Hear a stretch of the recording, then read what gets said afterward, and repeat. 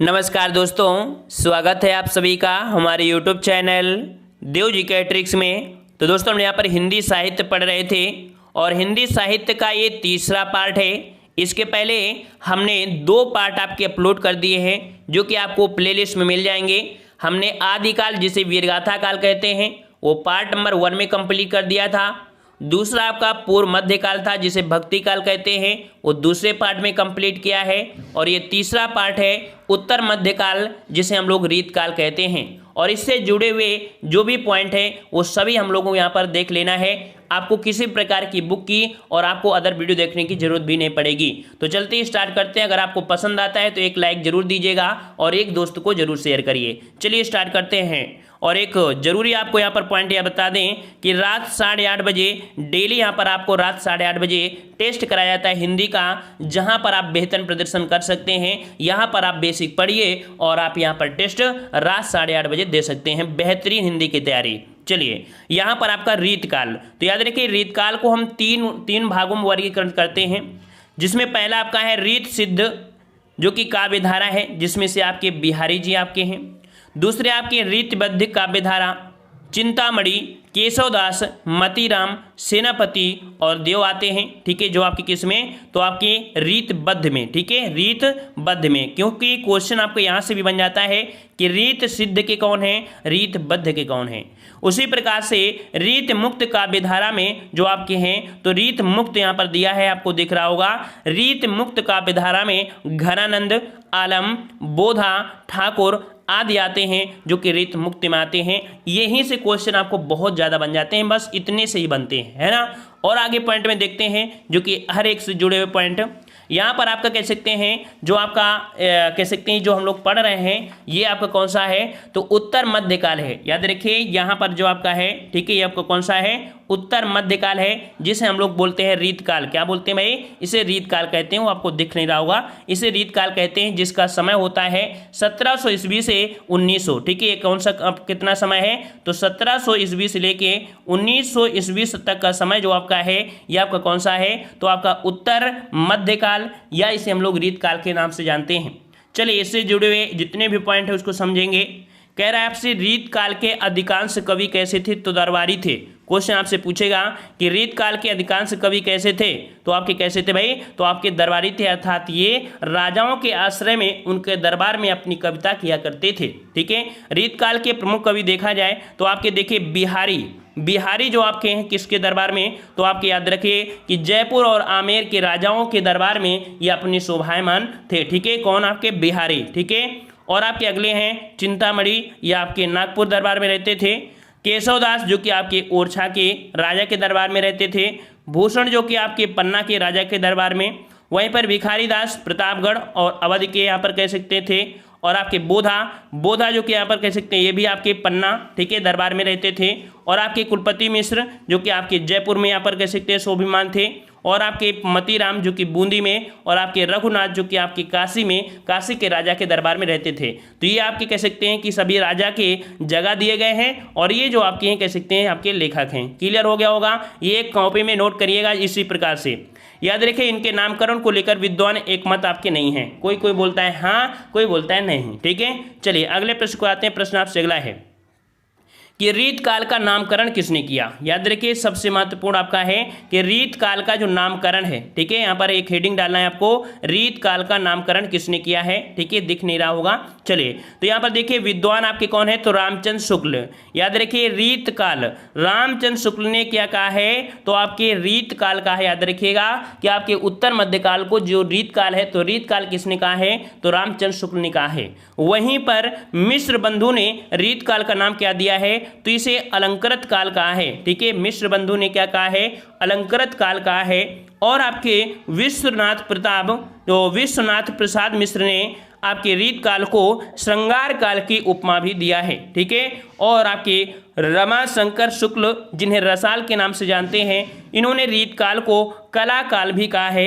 तो ये भी पॉइंट आपको पूरे के पूरे नोट करना है। कॉपी में इसी प्रकार से क्वेश्चन पूछेगा, नेट में ढूंढेंगे तो थोड़ा कंफ्यूज हो जाएंगे, लेकिन अगर एक जगह नोट कर लेंगे, ठीक है, तो 100% सफलता यहीं से मिल जाएगी। अगला प्रश्न आपसे पूछा गया है कि रीतकाल के प्रमुख कवि और उनकी रचनाएं। यहाँ पर एक तरफ आपको कवि दिए हैं, दूसरी तरफ आपकी यहाँ पर रचनाएं हैं, जो कि देख सकते हैं बिहारी सबसे महत्वपूर्ण आपके बिहारी हैं, और बिहारी की जो आपकी वो आपकी कौन सी है, सतसई, सबसे महत्वपूर्ण आपकी कौन सी है, बिहारी की सतसई है। और अगला दिया गया है चिंतामणि, चिंतामणि की जो आपकी है वो आपकी कौन सी है, तो आपकी कवि कुल, कल्पतरु और आपकी श्रृंगार मंजरी, छंद विचार और आपका ऋष विलास, ये आपकी चिंतामणि की आपकी रचनाएं हैं। और अगला पॉइंट आपका है कि मतीराम, मतीराम की जो आपकी है वो आपकी कौन सी है, तो ललित ललाम, ठीक है, मतीराम की जो आपकी रचना है वो आपकी ललित ललाम, रसराज, अलंकार पंचासिका। वहीं पर आपकी अगर बात करें भिखारी दास की, तो भिखारी दास की है काव्य निर्णय, श्रृंगार निर्णय। जसवंत सिंह की बहुत ही महत्वपूर्ण, याद रखिएगा, जसवंत सिंह की आपकी भाषा भूषण पूछी जाती है, तो भाषा भूषण, प्रबोध चंद्रोदय, अपरोक्ष सिद्धांत और आनंद विलास, ये आपकी जसवंत सिंह के हैं।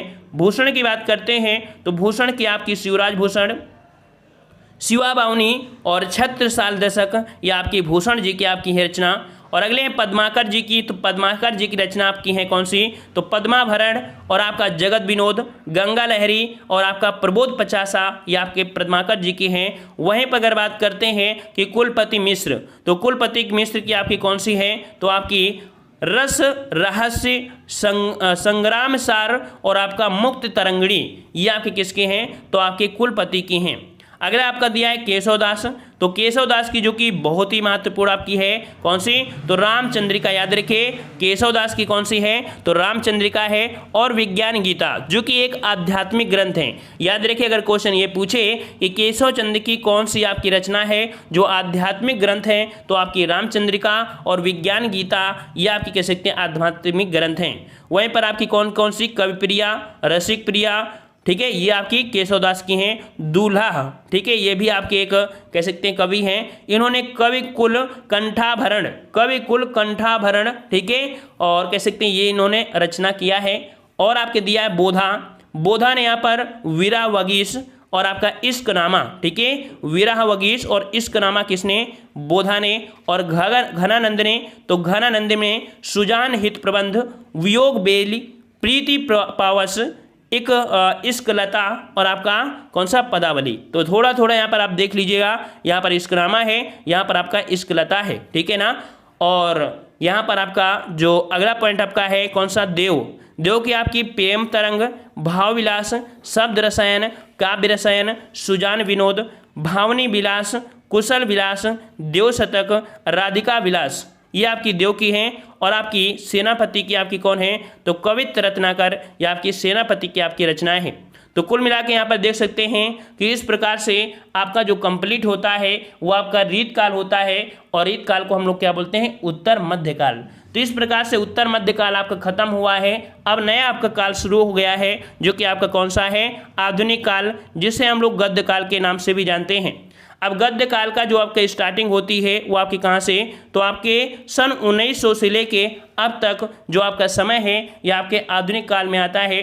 इसी प्रकार से आधुनिक काल का वर्गीकरण किया गया है, जिस प्रकार से हिंदी साहित्य में हमने बताया था 4 भागों में विभाजित किया गया था, ठीक है ना। आदिकाल जिसे वीरगाथा काल कहा गया था, पूर्व मध्यकाल भक्ति काल, उत्तर मध्यकाल रीतिकाल और आधुनिक काल है, और आधुनिक काल को हम गद्य काल कहते हैं। तो यहाँ पर इसको विभाजित करते हैं आपको कितने, तो 4 भागों में, भारतेंद्र युग, द्विवेदी युग, छायावादी युग और आपका छाया युग। अब यहाँ पर क्या होता है कि हर एक युग में बहुत ज़्यादा राइटर भी हैं। छाया जैसे भारतेंद्र युग में है, भारतेंद्र युग में जितने भी आपके राइटर होंगे सबकी यहाँ पर रचनाएं पढ़ना पड़ेगा, ठीक है ना। और इसमें क्या है, छायावादी में जैसे आपके यहाँ पर जैसे आपके भारतेंद्र युग, तो भारतेंद्र युग में आपके भारतेंद्र हरिश्चंद्र हो गया, प्रताप नारायण मिश्र हो गया, बद्री नारायण चौधरी, प्रेमगन हो गए, मतलब बहुत ज़्यादा हो जाएंगे। तो हम लोग यहाँ पर कह सकते हैं इनका भी एक एक पार्ट बनाएंगे और एक एक पार्ट में यहाँ पर कह सकते हैं इनको अपलोड करेंगे सबके। और इस प्रकार से ये चारों पार्ट अपलोड होने के बाद फिर आपका जो मिक्स होते हैं, ठीक है, जिन्हें बोलते हैं कि मिसलेनियस, उस प्रकार के जो बनेंगे उनको यहाँ पर लेके आएंगे। कुल मिला के देखा जाए तो आपका जो हिंदी साहित्य है वो भी बहुत ही ज़्यादा एक अमृत के समान होता है। हिंदी में इसका ज्ञान होना जरूरी होता है, ठीक है। ये आपने पढ़ा है, ठीक है, ये आपने पढ़ा है, स्कूल इंटर में पढ़ा है खूब तरीके से। तो आज की वीडियो इतना ही रखता है, ठीक है। और इसको पार्ट पार्ट लेके चलेंगे तभी कंप्लीट हो पाएगा, क्योंकि रचनाएं हैं, दिमाग में भूसे की तरह नहीं भरना है, दिमाग में आपको फीड करना है। लिखेंगे तो आपको यहाँ पर सफलता मिलेगी। पसंद आया सभी को? और पसंद आया तो वीडियो को लाइक करें, चैनल को भी सब्सक्राइब करें। रात 8:30 बजे जरूर आइएगा। रात 8:30 बजे हिंदी का टेस्ट लगवाया जाता है, तो आपको सफलता जरूर मिलेगी, ठीक है। धन्यवाद। जय हिंद, जय भारत, वंदे मातरम, राधे राधे।